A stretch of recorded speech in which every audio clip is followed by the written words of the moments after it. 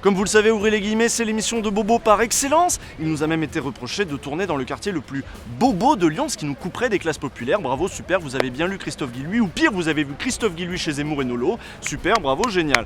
Maintenant, aujourd'hui, ce qu'on va voir, c'est qu'un quartier bobo, eh bien, ça ne sort pas du sol comme ça. On ne naît pas bobo, on le devient.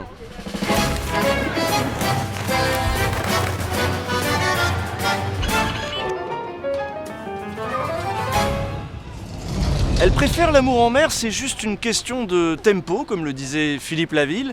Or, la ville, 75% des Français y habitent aujourd'hui. Et qu'est-ce qu'une ville sinon un assortiment de quartiers divers qui finalement accueillent des populations diverses? Ce n'est une révélation pour personne, chaque quartier a son petit caractère. Un caractère que lui a insufflé l'histoire, bien sûr, la géographie, la littérature parfois, et je pense qu'on a fait le tour des épreuves du bac pertinentes pour cette démonstration. Mais au-delà de ça, les quartiers sont surtout définis et souvent redéfinis par les habitants qui les peuplent, ils évoluent. La Croix-Rousse par exemple a été un quartier ouvrier, peuplé d'ouvriers tisserands, les fameux canuts, et riche d'une longue histoire syndicale et autogestionnaire. Mais au fil des décennies, les ateliers ont fermé, sont devenus des squats, puis finalement de jolis appartements. De rénovation en réhabilitation, le quartier a fini par devenir au cours des années 90 le quartier des cafés-théâtres, des ateliers d'architectes, un quartier prisé par les artistes, les cultureux en tout genre, les familles bien souvent de gauche. D'ailleurs, les pentes de la Croix-Rousse qui votent dans le premier arrondissement ont offert à ce dernier la seule mairie d'arrondissement de gauche de toute la ville. Vous l'avez peut-être compris, aujourd'hui on va parler de gentrification. Le quartier où l'on tourne, celui de la Croix-Rousse, est un exemple type de ce processus. En effet, entre 1975 et 2013, le nombre d'ouvriers y est passé de 40 à 8%, alors que dans le même temps, le nombre de professions intellectuelles y était multiplié par 6. Mais au fait, Usul, c'est quoi la gentrification ? Eh bien, pour en savoir plus sur ce qu'est la gentrification, nous sommes allés voir Franz et Mathieu. Donc nous deux, on est urbanistes en fait, et on a rapidement vu qu'en restant bosser dans le milieu public, dans les institutions et tout, on n'allait pas faire long feu. Du coup, on est parti faire un tour de France à vélo à la rencontre de ce qu'on appelait l'urbanisme autogéré. Là où les habitants ont vraiment un pouvoir de décision, et de voir des habitants en lutte dans leur quartier, des habitants qui cherchent à améliorer leur quotidien, leur espace de vie. Et de tout ça, on retire une conférence gesticulée. La ville est à qui ? Elle est à nous. Pour essayer d'exposer un petit peu la ville néolibérale et tous les mécanismes qui nous dépossèdent aujourd'hui cette ville. Bon, très bien, mais ça ne répond pas à la question faussement candide de Cotentin. C'est quoi la gentrification ? Eh ben, la gentrification, en fait, c'est tout simplement le remplacement d'une population pauvre par une population riche. C'est ça. Ok, super, les experts, ça j'aurais pu le faire moi-même, mais on va essayer d'aller plus loin et on va se servir pour ça d'un cas d'école. John Rachid a sorti il y a peu une vidéo sur Lyon dans laquelle il caricaturait les différents habitants des quartiers lyonnais. Voici par exemple le 6e, un quartier dans lequel on ne met jamais les pieds. Oui, c'est un plaisir d'habiter ce bon vieux 6e arrondissement. J'ai beaucoup d'argent, effectivement. Et voici maintenant, selon John Rachid, l'habitant typique de la Croix-Rousse. T'auras à dépanner ? Ouais, si tu veux, dans les pentes de la Rousse, tout le monde me connaît. Je suis comédien, intermittent, je suis sculpteur, peintre, je bricole à droite à gauche et je suis régisseur dans des festoches aussi. Le trait est forcé, mais admettons, on s'en fout, nous on n'habite pas là. Dernier extrait, voici comment le vidéaste lyonnais nous présente le quartier que nous allons étudier aujourd'hui. Bienvenue, la place de Bon, la Guillotière, voilà, Alger, c'est kiff kiff, c'est le générique, c'est la même. Alger et la Guillotière, ce serait kiff kiff. Il est vrai que la place du Pont, c'est historiquement la place des Chibani. Un article de Médiacité nous apprend même que cette place, qui s'appelle aujourd'hui la place Gabriel Péri, est connue dans tout le Maghreb comme un point d'arrivée des populations immigrées. Mais historiquement, cette place a toujours été un point d'arrivée, comme nous l'explique Bertrand, autre urbaniste qui lui vit et travaille à la Guillotière. Mais la Guillotière, donc le pont de la Guillotière, la fameuse place du pont dont on parlait tout à l'heure, c'est là où arrivait le pont de la Guillotière, qui est le plus vieux pont sur le Rhône. Et à l'origine, c'était même le seul passage sur le Rhône en fait. Et donc c'est un pont à péage, comme à l'époque au Moyen-Âge.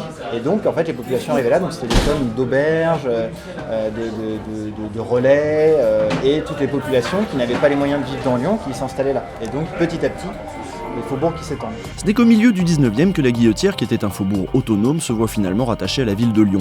Au cours du XXe siècle, c'est un quartier qui accueillera les populations maghrébines et africaines en général. Maghrébines et africaines, tout simplement parce que c'est les dernières vagues d'immigration qu'il y a eu, notamment au sortir de la Seconde Guerre mondiale, où on a été bien content de trouver des populations des colonies pour venir reconstruire la France. C'est très clairement ça. Ils sont installés dans les quartiers qui étaient d'ores et déjà des quartiers pauvres. Tu peux trouver tout ce que tu veux. Des commerces, des épiceries asiatiques, black, turcs, arabes. Seulement voilà, tout ça est en train de changer imperceptiblement puisqu'on commence à parler de gentrification de la Guillotière. Les classes populaires qui sont poussées à quitter la ville, c'est un phénomène qui ne se voit pas en fait, on ne voit pas du tout. Et c'est pas des gens qui sont mis en avant, il n'y a pas d'articles de journaux sur eux, etc. Donc c'est très très diffus. Et ça se voit pas, on veut vraiment pas les visibiliser.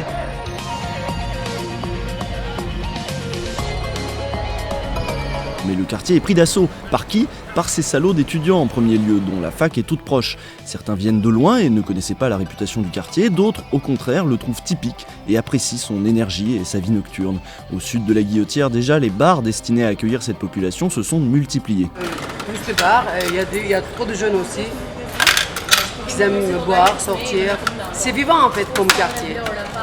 Même si elle est imperceptible, cette transformation est enclenchée. Les habitants de la Guille sont en train de vivre la première étape de la gentrification, un processus qui en compte plusieurs. Il y a d'abord une préparation de la gentrification, c'est-à-dire que le quartier il est pauvre, hein. Il y a des gens qui n'ont pas de boulot ou des boulots précaires, qui l'habitent parce que c'est pas cher ou parce qu'il y a beaucoup de logements sociaux. Et comme c'est pas très cher, il y a une autre population qui va arriver, des étudiants, des architectes, des artistes, etc. Et du fait d'habiter le quartier, ils vont avoir d'autres usages du quartier, c'est-à-dire qu'ils vont ouvrir des lieux, des cafés associatifs, des bars sympas, une petite épicerie bio, qui correspond aussi à leurs usages qu'eux ils ont besoin et de leur culture. Et donc ça c'est la première préparation de la gentrification, qui est une gentrification culturelle. Et puis comme ils amènent leur nouveau code, il va y avoir d'autres événements qui vont se passer. Une population extérieure au quartier va venir en disant « Ah mais il y a des fêtes sympas, il y a des festivals qui sont avec des choses pour les enfants, avec un bon groupe de musique local et tout ça. Bah tiens on va y aller, on découvre le quartier, ah mais c'est sympa. Oh tiens les apparts sont pas chers, on va pouvoir les acheter. » Et du coup ces gens qui ont un peu de thunes, ils achètent ces apparts, ils les rénovent. Et puis là ça va intéresser une autre type de population qui sont les investisseurs et qui voient que la gentrification elle commence tout juste et qu'en fait dans quelques années ils vont pouvoir vraiment se faire plein de pognon en rachetant plein d'apparts, des immeubles entiers ou en détruisant des petites maisons pour construire des immeubles et les revendre très très cher à des gens qui ont plein de thunes. Mais à Guillotière, la situation centrale du quartier a depuis longtemps suscité l'intérêt des pouvoirs publics. Depuis les années 80, on rénove, on réhabilite. On aimerait bien voir dégager toutes ces personnes debout à rien faire, qui ne consomment pas, qui ne circulent pas. Et pour ça, on s'est attaqué à la place du pont, bien entendu. On y a bâti le Clip, par exemple. Alors le Clip, c'est un immense bâtiment rond. Immonde là, juste au-dessus du métro, et qui était accompagné en fait par le nettoyage de la place. Il n'y a plus aucun banc, plus rien. Il y a même des fontaines à une époque, mais pour empêcher les gens de rester trop longtemps, mais qui ne marchent plus depuis très longtemps. La ville néolibérale, c'est une ville de transit. Exactement, c'est une ville de transit qui a été incarnée sur cette même place à une époque où ils ont même mis des hauts grillages pour que les gens ne puissent faire que circuler et surtout pas stationner. Et des aménagements aussi, des places refaites, là, comme ici, là où on est. On va faire des choses un peu sympas, pas mal de bois, beaucoup de verdure, on va dire qu'on va faire respirer le quartier, mais on va faire respirer des nouveaux gens dans le quartier. Cette petite place un peu bruyante, c'est la place Mazagran. Rénovée il y a peu, elle voit se côtoyer des jeunes blancs venus parfois d'autres quartiers pour boire une bière sur la terrasse du court-circuit, et ceux et celles moins blancs qui habitent l'espace autrement, qui fument sur les bancs, discutent et écoutent de la musique. Ces deux populations ne se mélangent qu'assez peu. Ouais, c'est une cohabitation qui peut être assez violente au sens littéral du terme. En fait, il y a le fait que les populations n'ont pas forcément beaucoup changé, mais elles se sont vraiment éloignées, physiquement. C'est-à-dire la place est plus grande, les populations, les différents usages de la place se sont littéralement éloignés. Et du coup, en fait, il y a beaucoup moins de proximité et en fait de ce qu'on pourrait appeler le contrôle social, mais dans sa version positive. C'est-à-dire du fait d'être les uns à côté des autres, et donc justement, on ne va pas faire les mêmes choses qu'on ferait si on était juste à côté de... L'autre truc de cette place aussi, c'est qu'elle a été aménagée sans caméra, ce qui à Lyon est malheureusement assez exceptionnel, en échange de ok, mais il faut que la place, on puisse passer en voiture de police à côté et voir à peu près tout ce qui se passe. Donc elle est dégagée. On a que des trucs assez bas, etc. Sauf que ça va avec le fait que la police, elle fait de temps en temps des rondes ou elle vient quand on appelle. Le grand remplacement que sont en train d'opérer les étudiants qui ont élu domicile dans ce quartier n'est pas encore tout à fait achevé, mais déjà leur seule présence a transformé le quartier. Des bars se sont installés, mais aussi d'autres commerces qui leur sont destinés. Ici un bar à chat, là un magasin de jeux de rôle. Et mécaniquement, tiens, s'il y a de plus en plus de commerces, les Guillotières c'est vachement sympa comme coin, il y a plein de petits cafés, de petits commerces. Ah tiens, on va pouvoir s'installer là. Voilà. Mais c'est pas un espèce de grand plan, je ne sais quoi. Au pire, entre guillemets, peut-être de la collectivité. C'est vrai qu'il a été dit à une réunion de concertation sur la place Mazagran, l'envie de la métropole de reprendre le contrôle du quartier. Mais ça témoignait plus de l'envie de la collectivité de se dire on va s'intéresser de nouveau à la Guillotière. Il se passait des trucs, je ne maîtrisais pas tout à fait ce qui se passait. Il y avait des squats, des machins, on avait l'impression qu'on était un peu loin du centre-ville, mais en fait on est juste à côté. Va falloir que ça s'arrête. Et voilà, après avec l'intérêt d'une collectivité, particulièrement comme celle de la métropole de Lyon, qui notamment à l'époque de Gérard Collomb, était assez focalisé sur son rayonnement international et sur son image de marque en termes de tourisme avec son label Bonne Million. Reprendre le contrôle sur un quartier, ça veut surtout dire le rendre propre et joli, et donc maintenant c'est la place du jardin, etc. Ces gens qui arrivent, on ne peut pas empêcher de venir habiter là, on ne peut pas empêcher les gens d'habiter là où ils veulent, vu qu'ils en ont les moyens, mais ils ne se rendent pas compte que le niveau social, le niveau culturel qu'ils arrivent est en décalage avec ce qu'il y a, d'autres codes, d'autres façons de vivre, et que ça fait basculer le quartier. Quand même, c'est pas leur souhait. Donc là, on parle de la figure du gentrifieur malgré soi. Et il y a un moment où ça se passe, mais une fois que le pays commence à monter, une nouvelle personne qui voudrait arriver à habiter à la Guillotière, parce qu'il y a leur famille, parce qu'ils ont un travail dans le coin, ils peuvent plus, ils n'ont plus accès à ces loyers qui ont déjà monté de 200-300 € par mois. Et c'est déjà le cas pour la Guillotière, les loyers ont augmenté. Mais ce n'est que la première étape, la vraie gentrification, celle qui pourrait chasser pour de bon les habitants historiques du quartier, elle est encore à venir. Le vrai phénomène de gentrification, c'est vraiment quand il y a les gens qui ont de l'argent, qui viennent et qui vont investir dans le quartier pour en fait se faire plein de pognon. Et vraiment qu'il va y avoir la financiarisation du quartier, où même des gens vont construire des immeubles. Il n'y aura jamais personne qui va habiter dans ces immeubles, de bureaux ou de logements. Et c'est juste pour attendre que ça monte pour pouvoir revendre plus tard et se faire une grosse plus-value. Et au final, les pionniers, on va dire, de la gentrification, comme nous on pourrait être, les étudiants, les artistes, ils finissent eux-mêmes par être chassés de ce quartier qu'ils ont participé à faire changer. Parce qu'eux non plus n'ont pas les moyens de rester là. Et c'est là qu'on voit que ces processus, pour être parachevés, ont besoin de politiques publiques. Des politiques qui visent à standardiser ce quartier pour qu'il soit enfin attirant pour les investisseurs, libres d'en faire finalement leur terrain de jeu. Faut pas oublier que le phénomène de gentrification, il se fait surtout dans les grandes villes, dans les métropoles, et il y a vraiment les politiques publiques des métropoles dont leur objectif c'est d'attirer des flux, en particulier des flux financiers, d'attirer des grandes entreprises qui vont installer leurs bureaux régionaux ou leurs sièges, même national ou international.